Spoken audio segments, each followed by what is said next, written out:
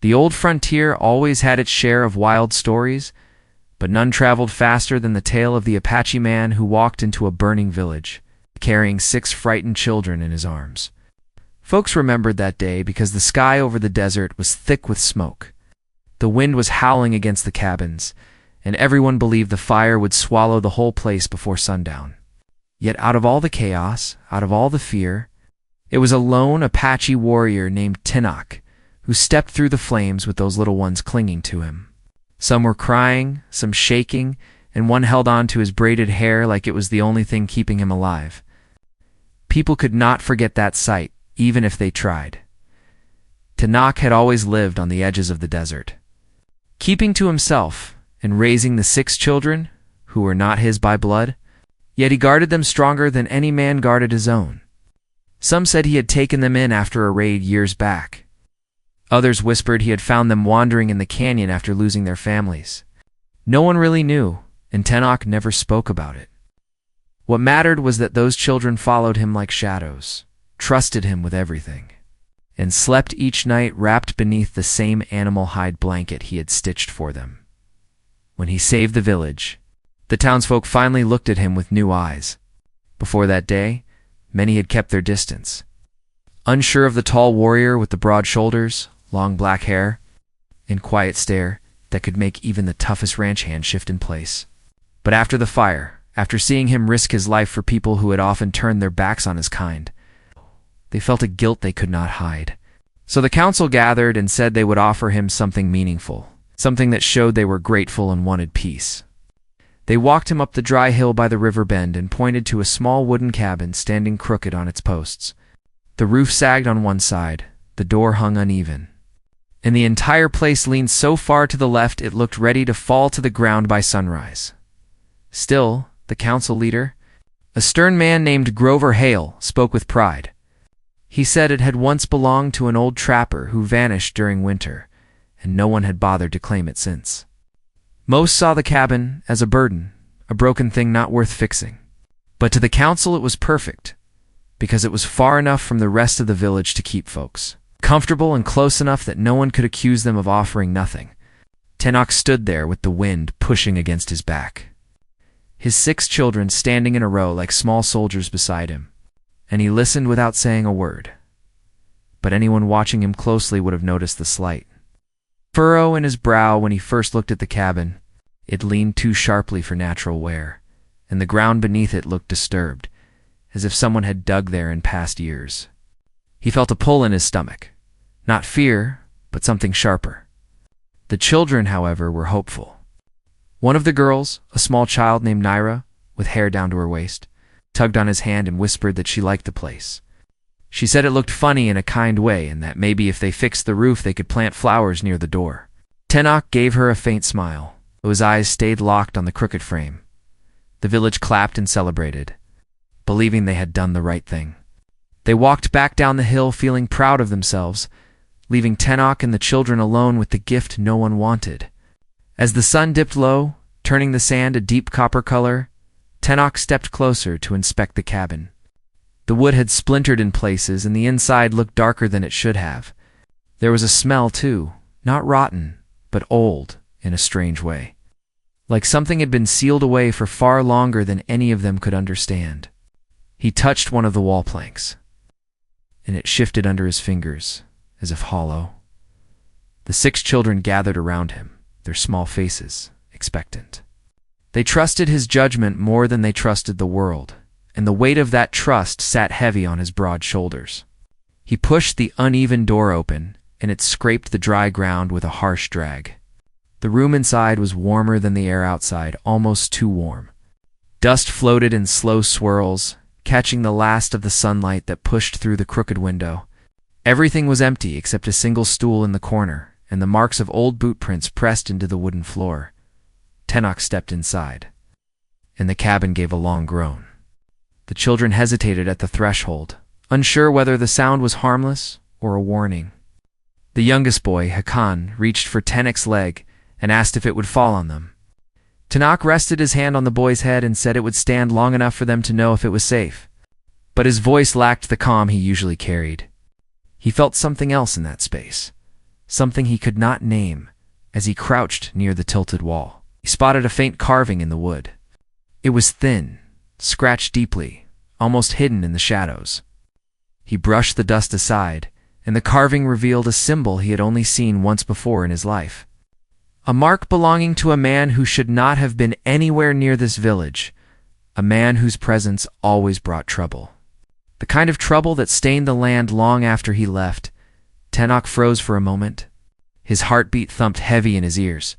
He had hoped the past would never circle back to him, not for his own sake, but for the 6 little ones who relied on him for everything. If that mark was real, if it truly belonged to the man he feared it did, then this cabin was not a gift. It was a sign. A warning. Or worse, a trap that had been waiting for him to walk into it.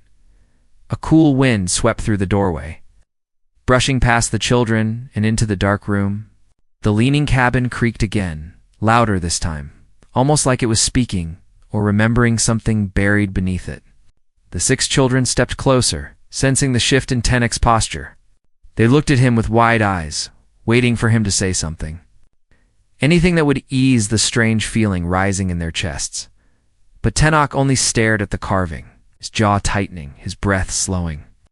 In that moment he understood one thing with absolute clarity. The cabin was leaning for a reason, and whatever caused it had nothing to do with time or weather. It was something hidden, something buried, something left behind with purpose. And as the last ray of sun slid behind the desert ridge, Tenok realized that accepting this cabin had placed all of them on the edge of a danger far greater than the fire. He had saved the village from...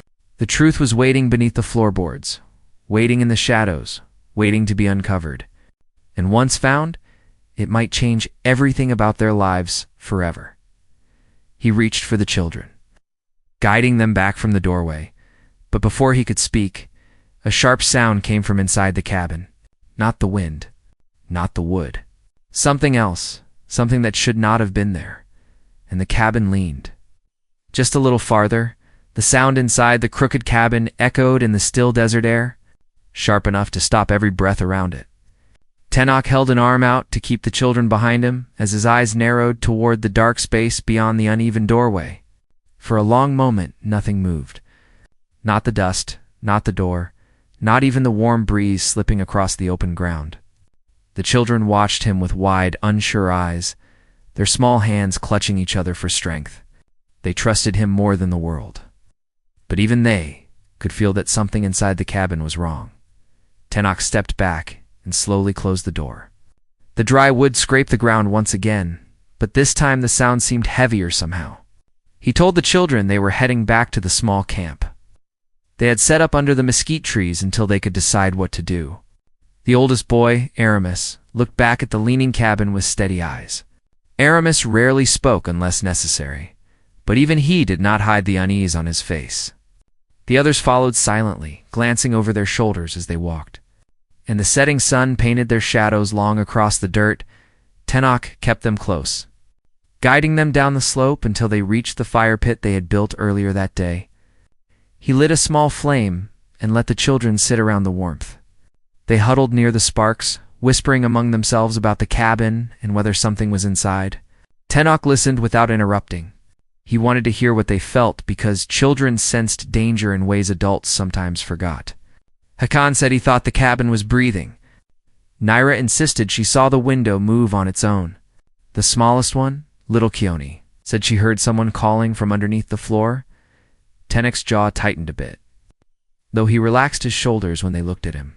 He spoke gently, telling them they would learn the truth in time, but not tonight. He looked up at the leaning structure on the hill, a dark outline against the purple sky. It stood crooked and silent, but Tenok knew the desert often held secrets, and none of them stayed buried forever as the fire crackled.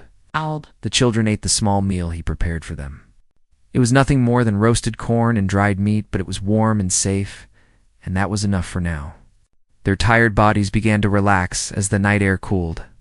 Tenok watched each of them carefully. They had all lived through hardship before.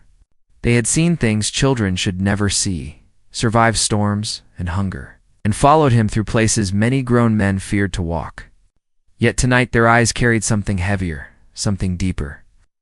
and he knew the cabin had stirred memories they did not speak of. Long after the children drifted to sleep beneath their blanket, Tenok rose quietly and stepped away from the camp. He stood, with his back to the fire, facing the crooked cabin on the hill. The moon had risen full and bright, giving the leaning walls a strange glow. He felt the past pulling at him, urging him to remember what he had tried to leave behind. The carving in the wall, the symbol etched deep inside the cabin, had belonged to a man named Riddle, a man Tenok had once crossed paths with during a bitter winter near the Painted Gorge. Riddle was not a man of peace.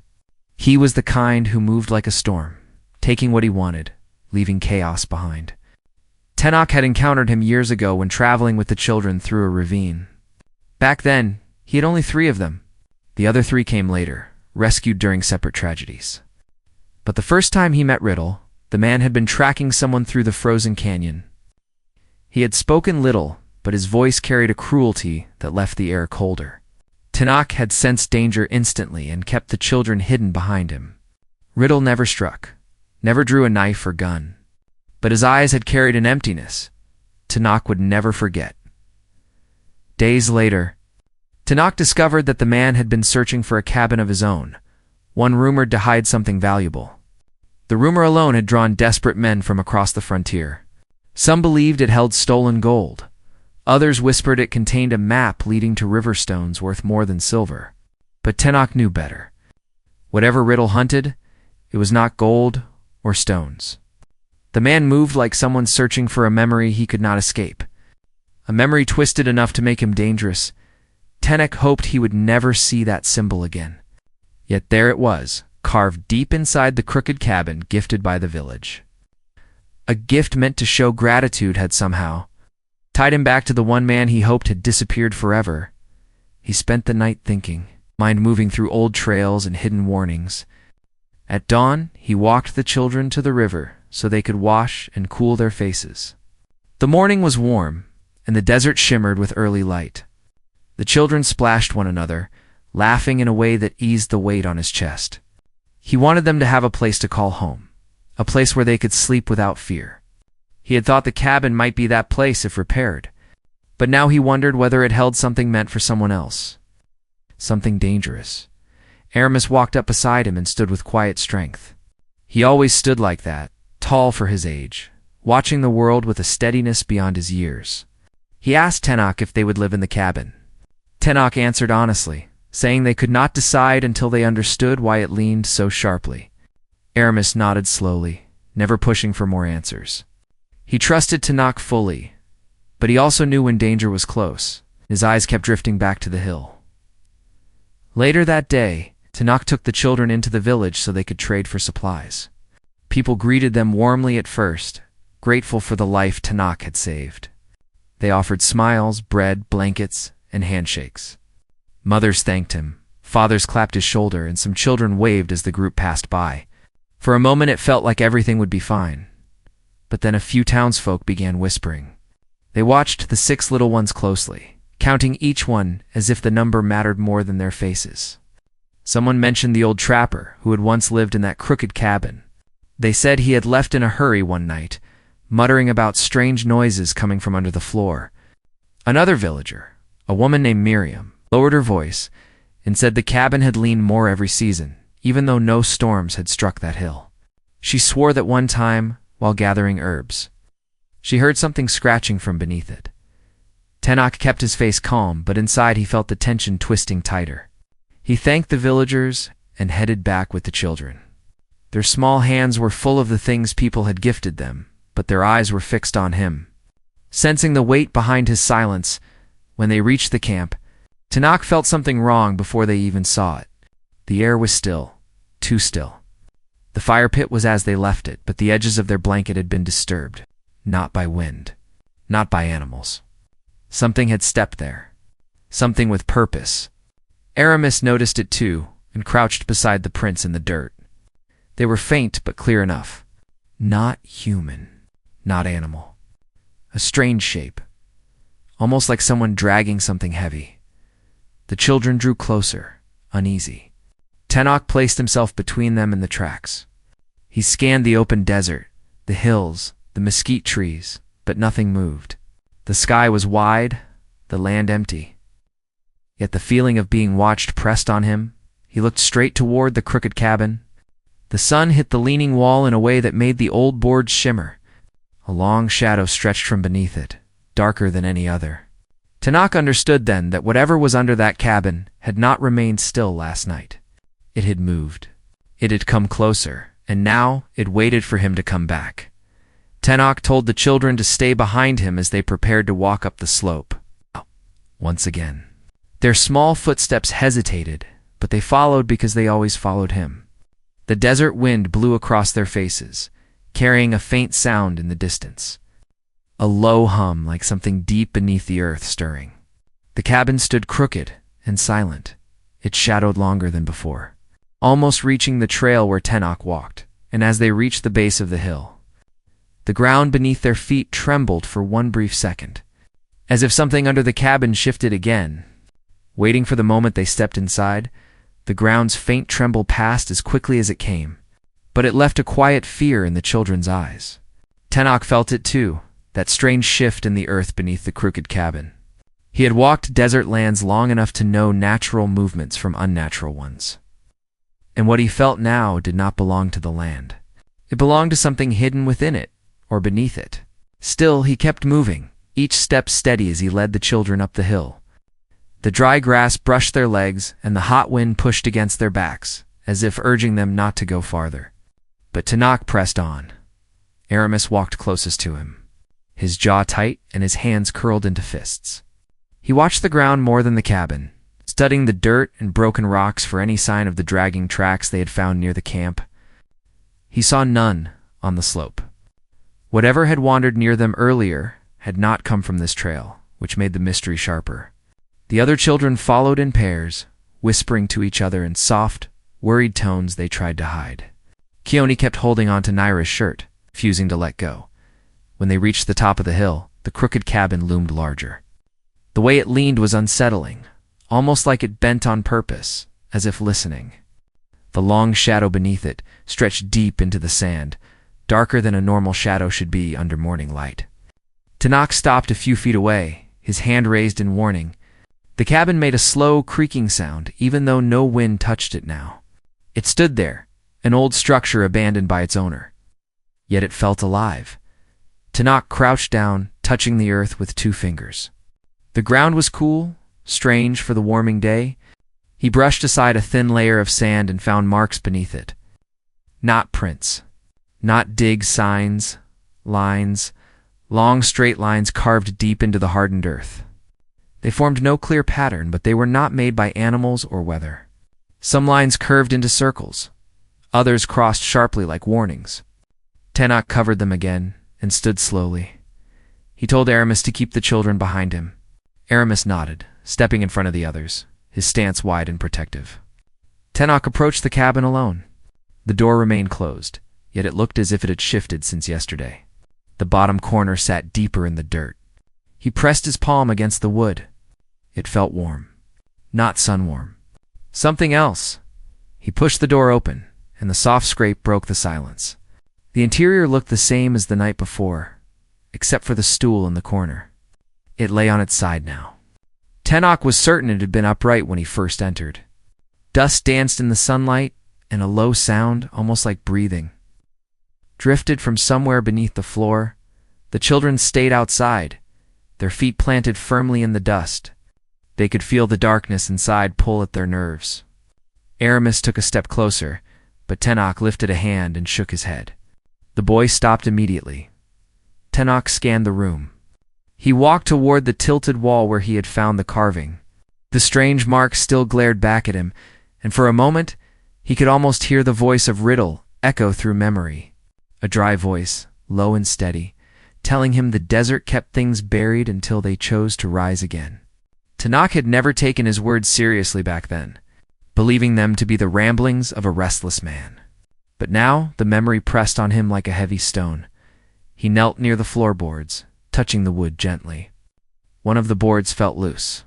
He pushed against it, and it shifted slightly. Something had moved under there. Recently, the thought chilled him. The cabin had been empty for years. Nothing should be beneath its floor except sand, beetles, and old air. Yet the board was loose, and the sound he had heard earlier came from below. Tenok backed away and stepped outside. He knew he could not pry open the floor with the children standing nearby. Whatever was hidden under the cabin had waited for years. It could wait a little longer. His first duty was to keep the 6 little ones safe. He told Aramis that they would return to the village for the rest of the day. The children did not argue. They walked down the hill quickly, rarely looking back at the crooked structure. Even the smallest felt the cabin's weight like a storm cloud, and no one wanted to linger near it. Once in the village, Tenok brought the children to the trading post. The old owner, Brinton Hale, brother of Grover, greeted them warmly. His voice was rough from years behind dusty counters, but he always had a soft spot for children. He gave each of them a small sweet made from honey and grain, smiling as the little one's eyes brightened, as the children explored the shelves. Brinton leaned in close to Tenok and lowered his voice. He asked if Tenok had slept in the cabin yet. Tenok told him no. Something in Brinton's expression shifted. He looked uneasy, rubbing his thumb along the counter. Brinton said he remembered the old trapper who lived there. The trapper's name was Rourke, a man with long, quiet nights and restless days. He never spoke much, but once, after drinking too much. He told Brinton that the cabin leaned because something under the ground pushed upward. Rourke claimed he heard knocking at night, like someone or something wanted out. Most folks chalked it up to wind or Rourke's imagination. But the man had left the next winter, abandoning everything. Brinton said he never even took his boots. He just walked barefoot into the desert and never returned. Tenok listened silently. Brinton hesitated again before adding that he had once seen Rourke speaking with a stranger outside the cabin. A tall man with a coat too heavy for summer. A man with cold eyes and a slow voice. Tenok knew immediately that it was Riddle. The truth struck him like a hammer.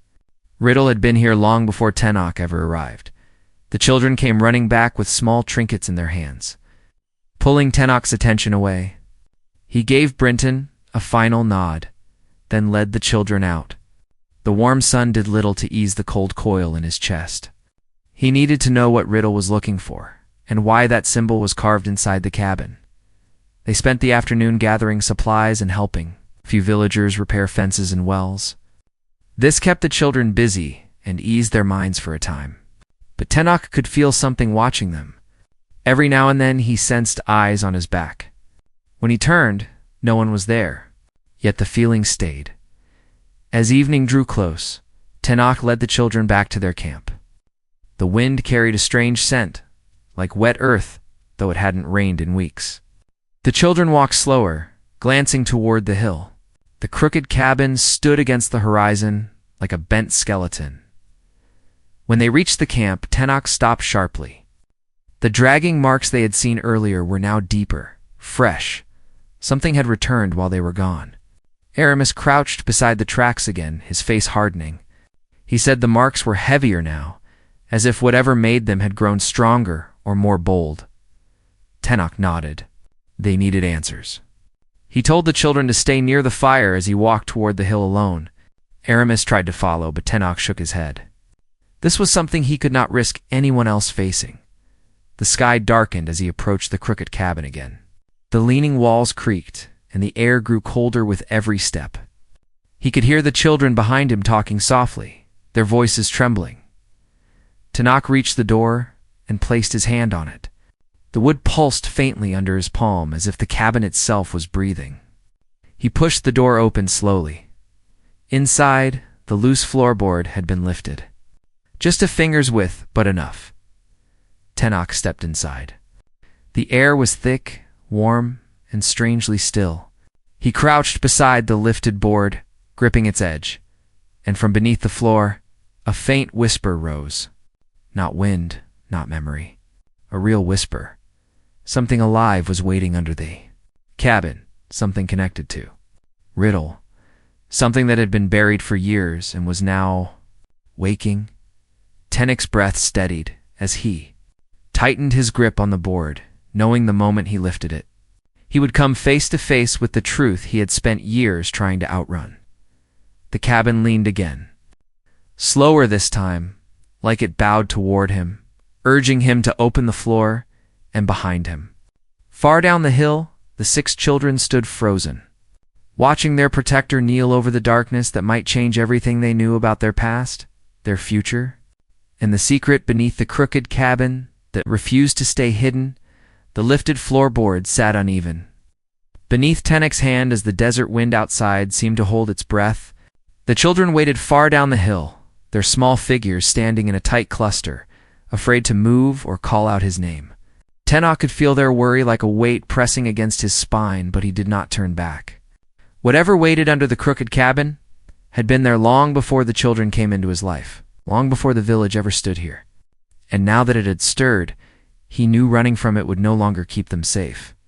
The whisper rose again from the darkness below. Too faint to understand, yet impossible to ignore. It slid through the boards like smoke, brushing the edges of Tenek's mind with a cold heaviness. He leaned close, listening carefully. No human voice sounded like that. It was low, disjointed, almost like several voices tangled together. The air thickened, warmer than the night should allow, and the wood under his palm throbbed as if something pushed against it from beneath. Tenek inhaled slowly. His heart stayed steady, trained by years of hardship and danger, but his muscles tensed with instinct. If he was going to lift that board, he needed to be ready for anything that surfaced. He reached for his knife, the same one he had carried since the day he rescued the first of the 6 children. The smooth bone handle fit easily into his grip. Whatever waited below would not catch him unprepared. A soft thump echoed through the floor, then another. The cabin leaned slightly forward as if drawn toward the noise. Dust fell from the rafters. The walls groaned. The sound built, growing stronger and sharper, until something scraped the underside of the wood like nails dragging over old timber. Tenek tightened his hold on the knife and lifted the board an inch. Warm air rushed out, heavy and stale. It smelled like old soil and rusted metal. Beneath the opening stretched a dark crawl space deeper than the foundation should allow. The faint sound rose again. Not a whisper this time. A slow pulsing hum, like a heartbeat far underground. He lowered the board back down, pressing it shut. Not out of fear, but strategy. If he opened it fully without knowing what lay beneath, he might endanger the children. He needed to gather more knowledge, search for clues. Understand the mark carved into the wall, and the reason Riddle had come here before him. He stepped out of the cabin and let the door fall closed. The wood made a hollow thud. Even from outside, the children felt the shift in the air. Aramis ran toward him first, the others closed behind. Their faces were pale, their voices small. They asked him what he found, what made the cabin shake, why the ground trembled. Tenek did not give them false comfort. He told them the truth in simple words. Something lived under the cabin, something that had been buried for years. The children huddled closer, and even Aramis could not hide. The way his breath hitched. Tenek placed a strong hand on the boy's shoulder and told him not to fear. He had faced worse in his life and had survived each time because he protected the ones beside him. The children listened, and though shadows remained in their eyes, their shoulders eased just enough for them to breathe. They returned to their camp, but sleep did not come easily that night. The desert was quiet in a strange way, as if every creature sensed the disturbance within the hill. The usual rustling of night insects faded. The wind barely stirred. Even the fire seemed to burn lower, flickering with a nervous light. Tenek sat awake, watching the crooked cabin from afar. The cabin leaned slightly more now. The shift was small, but noticeable. Something beneath it was pushing upward with growing strength. He wondered if the village leaders truly had no idea. If they believed they were giving him an empty cabin, why had they not repaired it long ago? Why leave it untouched? Why call it a gift if it held a hidden burden? Hours passed before he noticed a faint glimmer near the cabin. A small light, then another. Tiny sparks, soft and flickering like fireflies. Except no fireflies lived in this part of the desert. The sparks drifted near the ground, circling the cabin slowly, almost like they were searching for something or guarding something. Tenek's jaw tightened. This was no ordinary cabin. and no ordinary shadow buried beneath it. The next morning, he took the children to the village again. He needed answers, and he needed them now. The villagers greeted them warmly at first, but when Tanakh asked direct questions about Rourke the Trapper, about the cabin's history, about strange events, their smiles faded. Some avoided his gaze. Others walked away with quick excuses. Only one woman, Miriam, spoke freely. She admitted she had once heard crying from the cabin long after Rourke disappeared. Not a man's cry. Not a child's. Something in between, muffled and distant. She also remembered that the land beneath the cabin had once been a burial place, long before settlers founded the village. But no one knew who had been buried there or why the markers were gone. Tanakh thanked her and gathered the children. He sensed watchful eyes again. A few villagers whispered behind their hands. He caught one phrase, something about the cabin choosing its owner, another about curses, more talk about Rourke losing his mind. The tension thickened as they walked away. The village was grateful to Tanakh for saving them, but fear always reshaped gratitude. Some villagers wondered if giving him the cabin had been a mistake. Others wondered if the strange noises or shifting ground would bring danger. Fear spread quietly. Tanakh could feel it like heat from a fire. On their way back to camp, Aramis asked why the villagers feared the cabin so much. Tanakh answered simply, "People fear what they do not understand." Aramis nodded, though not fully convinced. His young mind had seen too much already. He sensed this fear was not ordinary. As they neared the camp, Tanakh stopped suddenly. The dragging tracks from the day before were deeper and longer.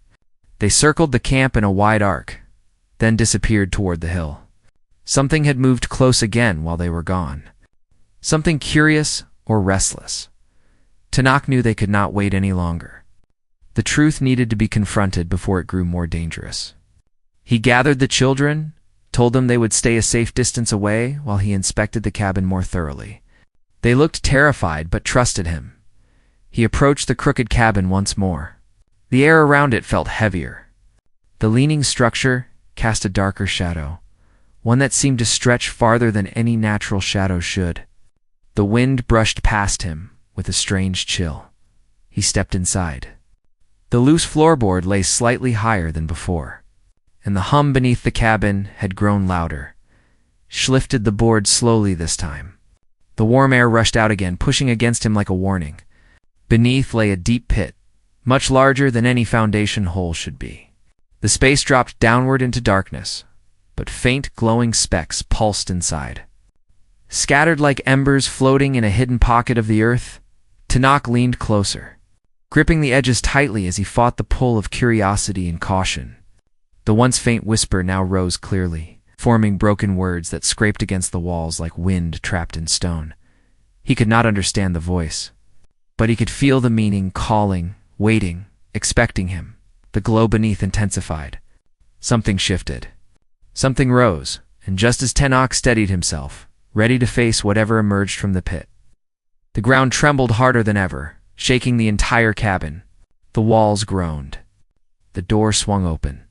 Dust exploded into the air. Down the hill. The 6 children screamed his name as the crooked cabin leaned farther than ever before, tilting so sharply that it looked ready to collapse into the earth and expose the secret beneath it forever. The cabin tipped so sharply that, for a moment, Tanakh believed it might topple completely.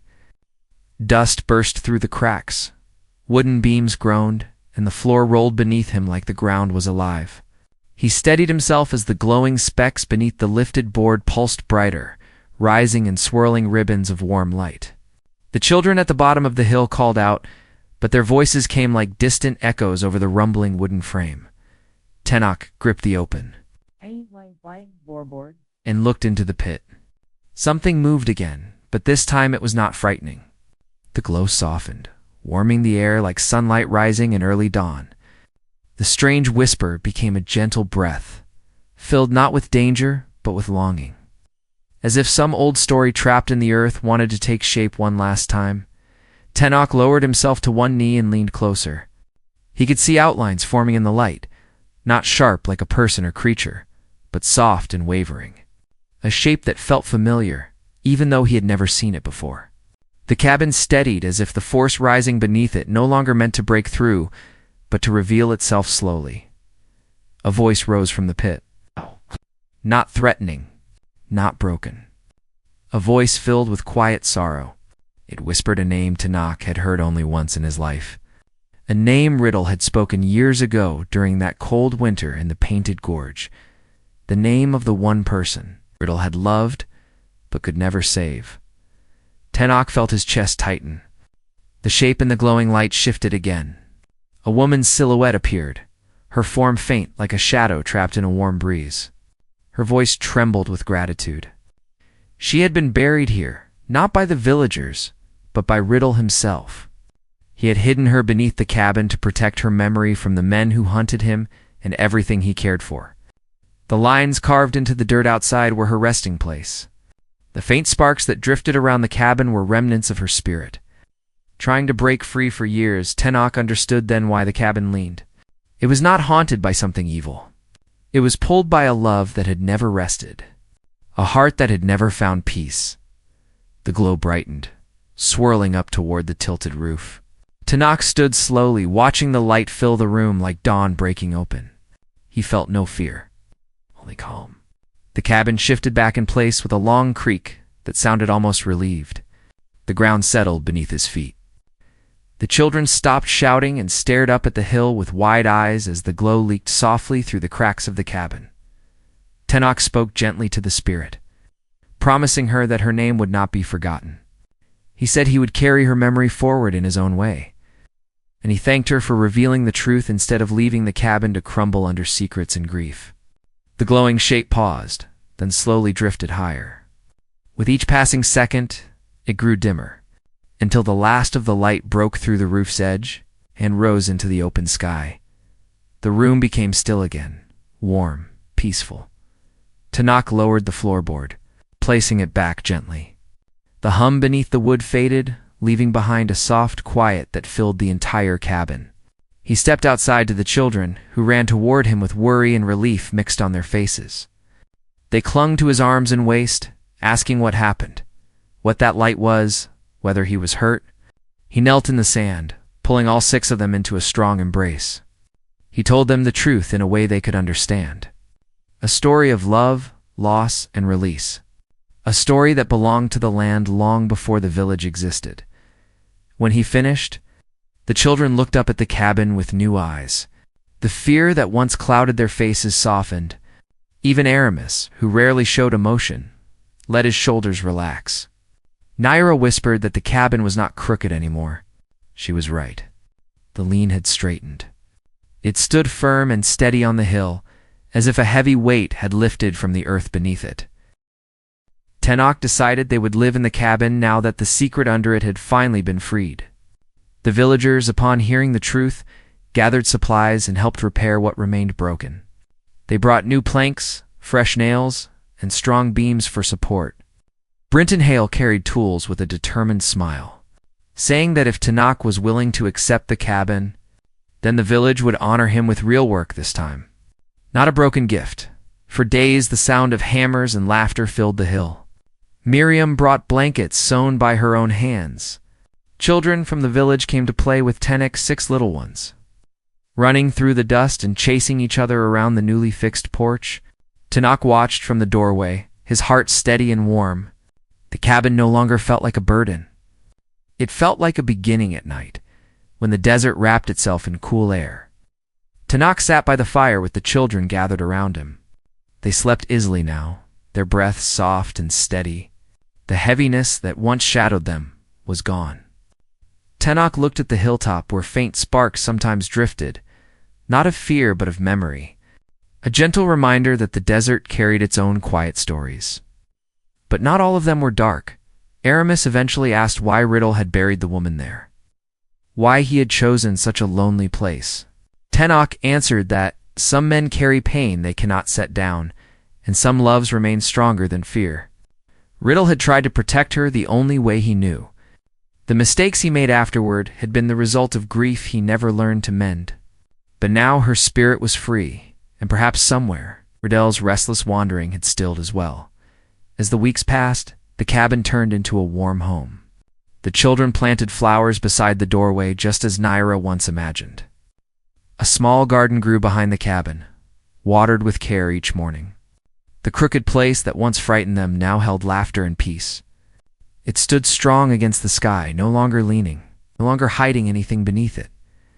The villagers began visiting often, bringing food, tools, and news from the town. They treated the 6 children as their own, offering lessons, games, and companionship. Tenok watched this with gratitude. He had spent years wandering, always moving to protect the children from shadows that followed him. But now, for the first time, they had a place to belong. A place that no longer held secrets that threatened them. One evening, as the sun dipped low and painted the desert in gold, Tenok stood outside the cabin and watched the horizon glow.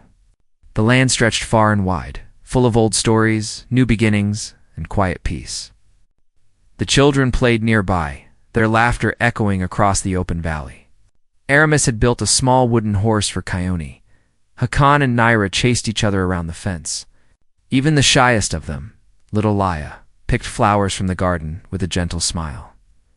Tenok felt the desert settle around him, no longer heavy with unanswered questions. The cabin behind him stood tall and steady, its roof shining under the last light. The fear and tension that once held the land had faded into memory. What remained was a home built on courage, truth, and the quiet strength of family. The cabin had once been crooked because it carried a burden. Now it stood straight because the burden was gone. Tenok looked at the children, the land, and the sky above them. He had walked long roads full of danger and doubt, but they had led him here, to a place where he and the 6 little ones could finally rest. The mystery beneath the cabin had brought fear, but it had also brought clarity. Some truths rise only when they are ready, and some homes become strong only after their secrets are set free. As night settled and the stars brightened, Tenok called the children inside. They gathered around the warm fire, their faces lit with peace. Outside, the desert hummed softly, carrying the sound of a land healed at last, and for the first time in many years. Tenok knew their story was not ending. It was only beginning in a cabin that once leaned, but now stood firm, a gift not of fear, but of hope, and a reminder that even the most hidden stories can lead to a new and happy life.